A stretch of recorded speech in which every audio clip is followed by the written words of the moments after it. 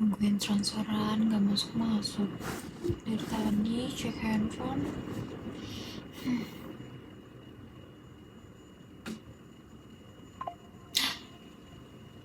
Kiriman udah masuk. Fix, harus mulai cekot-cekotin barang-barang yang dipengen kemarin. Kita lihat dulu. Ini lucu. Fix. Tambah ini juga kali ya, masih dikit. Harusnya mana-mana aja lah. Ini juga lagi diskon. Sayang banget gak sih kalau dilewatin. Fix, check out. Perlu dihitung gak ya? Gak usah lah ya, harusnya sih masih aman. Cuma belanja dikit kok. 5 minutes later. Aduh, kok sisa segini? Padahal masih tengah bulan. Aduh, gimana ya?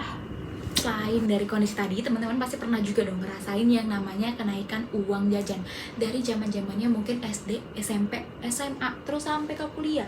Dari zaman-zamannya uang jajan 5.000, naik ke 10.000, naik ke 20.000, naik ke 30.000, naik ke 50.000, dan seterusnya. Dengan nominal yang makin banyak, dengan uang yang kita punya makin banyak juga dong tentunya. Akhirnya teman-teman juga terbesit di pikiran teman-teman untuk menyisihkan uang jajan teman-teman yang naik itu untuk ditabung, untuk menggapai wishlist teman-teman pengenin gitu kan. Mungkin check out keranjang Shopee yang mungkin udah ada 99 plus itu relate banget teman-teman, akhirnya bisa di check out dari uang tabungan, kan pasti happy banget ya. Terus beli barang-barang ataupun makanan-makanan yang teman-teman pengenin dari lama, terus pergi keluar kota apa ke destinasi yang teman-teman udah pengenin dari lama, udah jadi wishlist gitu kan, dengan segala tujuan indah, please bertekad untuk menabung. Tapi teman-teman ditampar oleh realita. Pas dicek tabungannya atau celengan ayam teman-teman, mungkin ya celengan ayam teman-teman pecahin, berharap ada banyak uang di dalamnya, pasti pecahin kok cuma sedikit, kok malah nggak ada. Atau bahkan sampai sehari-hari aja teman-teman bisa ngerasain yang namanya nggak cukup dari uang jajan tersebut. Padahal secara kuantitas uangnya itu udah makin banyak, bukan mengurang tapi udah makin banyak nih, kan namanya juga kenaikan uang jajan gitu kan teman-teman. Kok bisa ada perasaan kayak gitu? Nah, di sini saya Sabita Mesa Amandani akan menjelaskan terkait why money feels never enough. Nah, mungkin ini relate juga ya untuk seluruh gen deh kayaknya, bukan cuma Gen Z doang atau gen milenial doang. Pokoknya baru dapat uang, mungkin baru gajian, baru dapat kiriman, atau mungkin baru dapat THR nih, kemarin abis lebaran gitu teman-teman. THR masih banyak-banyak, tiba-tiba beberapa hari kemudian niatnya bisa buat sampai sebulan, bisa buat sampai seminggu, tiba-tiba udah lenyap, abis bis gitu kan. Terus pokoknya tinggal dompet tipis aja deh. Pas dicek, kenapa bisa kayak gitu ya? Perasaan kayaknya kemarin-kemarin nggak belanja yang banyak-banyak banget deh, nggak beli 10 motor, 10 rumah, 10 mobil gitu kan ibaratnya, cuma kayak jajan, nongkrong, makan biasa aja gitu teman-teman. Kok tiba-tiba bisa habis ya? Itu relate banget sih mungkin di kehidupan saya, tapi saya pikir juga itu mungkin kejadian cuma di saya doang kali ya, karena mengelola uangnya mungkin belum baik-baik banget gitu, belum benar-benar banget untuk bisa manage uangnya. Tapi ternyata banyak banget yang pernah ngerasain hal ini, dan mungkin kita semua pernah ngerasain ini, hampir pernah ngerasain ini kan teman-teman. Pasti ngaku aja deh teman-teman, ada aja perasaan yang kayak muncul gak cukup, atau kayak kok tiba-tiba habis gitu-gitu lah pokoknya teman. Padahal uangnya makin banyak kan, apalagi THR gitu kan, ibaratnya kayak uang dadakan gitu, apa uang kaget gitu teman-teman, tiba-tiba ada, makin tiba-tiba kaya deh pas waktu lebaran. Nah, kenapa kira-kira ini bisa terjadi, dan terjadi oleh banyak orang, banyak orang tuh ngerasain hal yang sama gitu ibaratnya. Kenapa bisa terjadi? Apakah ada sesuatu yang berubah, atau emang kitanya yang bareng-bareng gak bisa ngelola ya? Tapi enggak teman-teman, ternyata juga disebabkan oleh dunia yang sudah berubah. Dari cara kita mendapatkan uang atau menghasilkan uang dengan menggunakan uang itu sekarang itu udah beda dari yang dulu.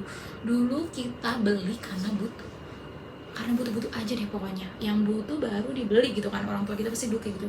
Belum butuh, tasnya belum diganti, belum jelek, belum robek, mungkin belum boleh diganti. Tapi sekarang apapun dengan 1000 alasan bisa dimunculkan demi kita bisa beli barang itu. Mungkin dari warnanya yang gemes, lucu gitu kan, jadi udah bukan secara fungsi gitu kan, udah ya pokoknya gemes, estetik, sesuai warnanya atau warna-warna favorit kita, ya udah kita beli. pokoknya memunculkan 1001 alasan untuk membeli barang itu. Udah beda banget kan dari zaman dulu yang mungkin beli cuma karena butuh doang gitu teman-teman. Tapi selain dari dunia yang udah berubah, ternyata teman-teman ada hal lain yang mempengaruhi hal tersebut, yaitu adanya inflasi di Indonesia.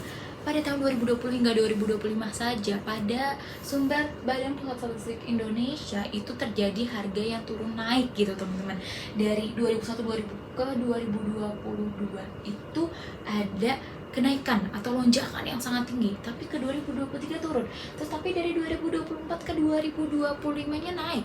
Nah, ibaratnya dari nilai yang naik turun ini akhirnya nilai uang dari teman-teman itu juga menurun. Contohnya mungkin teman-teman 2 tahun lalu beli harga cabai rawit itu per kilonya mungkin ya teman-teman cuma 50.000. Kita anggaplah 50.000 gitu teman-teman. Terus tahun ini udah sampai 70.000, 60.000. Padahal baru 2 kali lebaran gitu teman-teman, tiba-tiba udah naik aja, nggak berasa. Kecil-kecil tiba-tiba udah gede aja tuh harganya, udah naik hampir 10.000, naik hampir 20.000 gitu teman-teman. Dalam kurun waktu ya kayaknya nggak terlalu berasa banget deh, cuma 2 kali lebaran aja udah berubah gitu ibaratnya teman-teman. Itu baru cabai rawit, belum lagi bawang merah, belum bawang putih, barang-barang lainnya yang teman-teman butuhin, pakaian, terus kendaraan dan lain-lain yang pasti kalau kena inflasi gitu kan ibaratnya teman-teman bakal berubah naik juga gitu harganya. Nah, selain itu kenapa ya bisa terjadi uang kita tuh cepat habis juga?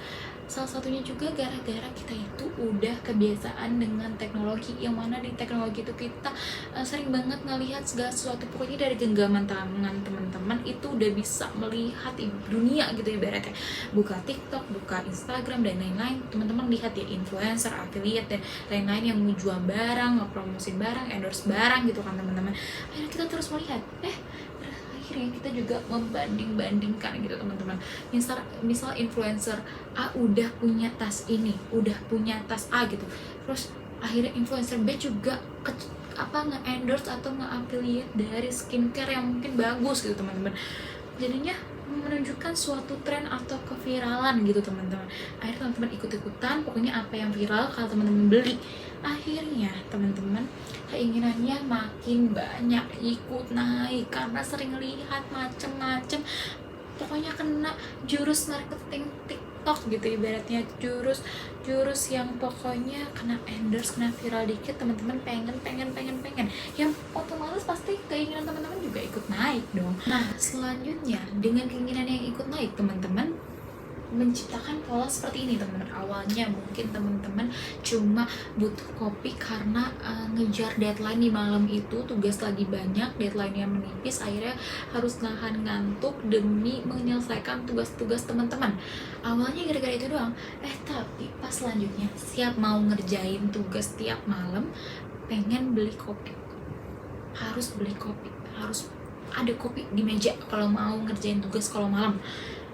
Lama-lama jadi habit, tiba-tiba setiap ngerjain tugas mungkin butuh kopi. Pokoknya jadi muncul habit baru, yaitu harus beli kopi setiap hari.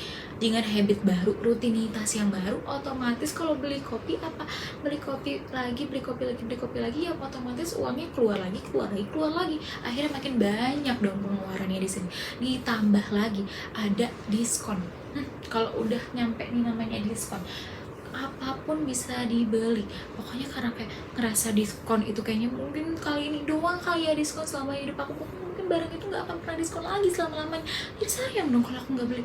Padahal gak kayak gitu, mindset kayak gitu harus diubah teman-teman. Kalau emang gak butuh-butuh banget ya udah gak usah dibeli, daripada kita beli tapi malah gak dipakai, akhirnya cuma numpuk-numpuk doang di rumah. Akhirnya barang-barang diskon itu jadi kayak suatu hal yang malah bikin kita makin boros, bukan makin hemat. Karena kalau ada diskon kita pengennya makin hemat, malah makin boros karena jadinya impulsif buy, nggak butuh-butuh amat tetap dibeli gitu kan teman-teman. Nah, karena juga belanja yang semakin mudah, akhirnya nih transaksi e-commerce di Indonesia itu meningkat dibandingkan dari 2019 nih di sekitaran 200 sampai 250 triliun rupiah. Pas waktu 2024 aja udah sampai di kisaran 450 sampai 500 triliun rupiah. Itu udah banyak banget teman-teman, udah 2 kali lipatnya gitu kan. Udah makin banyak dan terbukti gitu ibaratnya teman-teman, dari belanja yang semakin mudah ini makin gampang lah kita ngeluarin uang, apalagi di e-commerce gampang, tinggal kode pembayaran masukin m-banking, selesai bayar. Jadi sistemnya itu sudah mendorong kita untuk selalu mengkonsumsi. Mau kita buka TikTok ada keranjang Shopee-nya, keranjang kuningnya, buka di Instagram tinggal di swipe up atau cek di bio profil udah ada laman dari website si toko-tokonya gitu ibaratnya. Udah makin banyak, jadi nggak cuma harus aplikasi yang emang khusus buat belanja, bahkan buat sehari-hari aja kita apapun bisa gitu belanja. Bahkan di WhatsApp ada status WhatsApp, lihat status WhatsApp dikit orang jualan beli, kita PC, aduh pengen beli, pengen ini, makin gampang bayar, tinggal di transfer QRIS dan lain-lain. Akhirnya ya makin boros, makin banyak yang kita keluarin gitu kan teman-teman. Dan akhirnya teman-teman beli karena apa? Karena FOMO, bukan karena butuh. Awalnya mungkin buka Instagram lihat influencer A lagi pakai tas terbaru, langsung pengen beli, langsung ikut-ikutan, padahal mah nggak butuh, mungkin tas masih banyak yang bisa dipakai. Terus lihat influencer B beli skincare atau ngepromoin skincare dari Korea, langsung pengen beli, langsung butuh, padahal banyak yang mungkin lebih murah atau lebih sesuai dengan fungsinya yang di lokal ataupun yang lainnya. Tapi tetap karena pengennya dari Korea ikut-ikutan beli juga. Akhirnya timbul juga ikut-ikutan FOMO, pokoknya apa yang viral dibeli, apa yang tren dibeli, padahal nggak kayak gitu kan seharusnya. Dan akhirnya nantinya teman-teman seperti yang awal, susah menyimpan uangnya nggak ada. Awalnya mungkin niat pengen beli mobil, karena uangnya kepake buat perintilan, misal beli kopi tiap hari, matcha tiap hari, pengen treatment tiap hari, beli skincare mulu tiap hari gitu kan, padahal bisa tuh diminimalisir dengan membeli yang butuh-butuh aja. Tapi nggak teman-teman lakuin, pokoknya ikut-ikutan terus, jadi susah menyimpan uang. Dan parahnya lagi teman-teman bisa ada di tahap stres finansial kalau cash flow teman-teman udah nggak teratur, sedangkan teman-teman banyak keinginannya, banyak yang FOMO gitu, tetap FOMO padahal udah di tahap stres finansial. Akhirnya nanti teman-teman bisa aja menghalalkan segala cara demi ikut-ikutan apapun yang viral. Itu nggak baik ya teman-teman. Selagi teman-teman ngerasa belum mampu dan belum cukup dan belum butuh dan nggak butuh, ya udah langsung cancel aja. Harus bisa punya pendirian gitu teman-teman. Dan aku juga punya metode-metode yang bisa kalian terapkan di kehidupan kalian sehari-hari. Contoh nih, solusi pertama nih, pause before you spend, biar pengeluarannya itu nggak mengalir terus. Coba kalau pengen beli barang itu dipikirin dulu, di hold dulu, dipikirin, misal sehari, 2 hari, seminggu, 3 minggu dan lain-lain. Teman-teman pikirin dulu, butuh ya ternyata. Oh kalau misalnya aku beli ini nanti 2 tahun ke depan intinya aku nggak akan beli lagi deh nih, misal sepatu 2 tahun ke depan nggak aku beli lagi kalau tahun ini udah beli. Tapi berarti harus apa nih, misal ukurannya digedein dikit mungkin. Pokoknya di pause dulu, dipikirin segala cara biar pengeluarannya itu bisa sehemat mungkin gitu teman-teman. Tapi bukan berarti teman-teman nggak boleh belanja ya, bisa belanja tapi di pause dulu, di hold dulu. Emang benar-benar butuh, benar-benar pengen, benar-benar bakal digunain atau enggak nih. Karena kalau misalnya ternyata nggak digunain, nggak butuh banget, akhirnya teman-teman apa? Teman-teman jadi wasting kan ngeluarin uangnya, jadi kayak sia-sia gitu ngeluarinnya. Dan solusi yang kedua ada di control what you see. Teman-teman kan mungkin emang sekarang udah dikelilingi yang namanya teknologi ya, mau buka aplikasi apapun teman-teman bisa belanja. Mau buka aplikasi WhatsApp, lihat story dikit ada orang yang jualan, masukin jualannya ke story, teman-teman pengen beli. Terus buka Instagram, di story-story influencer banyak, tinggal swipe up langsung lihat website dari tokonya, bisa beli. Terus lihat TikTok lagi, scroll aja ternyata ada diselipin endorse, diselipin affiliate gitu kan. Jadinya teman-teman harus bisa mengontrol apa yang teman-teman lihat. Kalau teman-teman udah punya pendirian, kalau emang barangnya nggak butuh dalam scroll. Kalau misalnya lagi kayak galau pengen beli karena ngelihat influencer lihat, ya udah teman-teman, kalau misalnya emang ternyata diri teman-teman nggak bisa menahannya, ya udah di unfollow dulu, daripada teman-teman nggak bisa mengkontrol diri teman-teman dan akhirnya teman-teman yang rugi kan. Kalau influencernya pasti makin banyak untungnya. Kalau teman-teman kalau misalnya nggak dipikirin lagi keuangannya, ya akhirnya teman-teman yang rugi, teman-teman yang boros gitu kan. Nah mungkin selama ini kita itu fokus ke hal yang salah gitu teman-teman, fokus ke berapa banyak uangnya aja. Padahal rasa cukup itu bukan dari seberapa banyak yang kita punya, bukan berapa M yang ada di ATM gitu kan, tapi soal berapa banyak yang kita rasa cukup. Mungkin itu saja teman-teman yang bisa saya sampaikan. Semoga semua ini bisa bermanfaat bagi teman-teman semua. Terima kasih.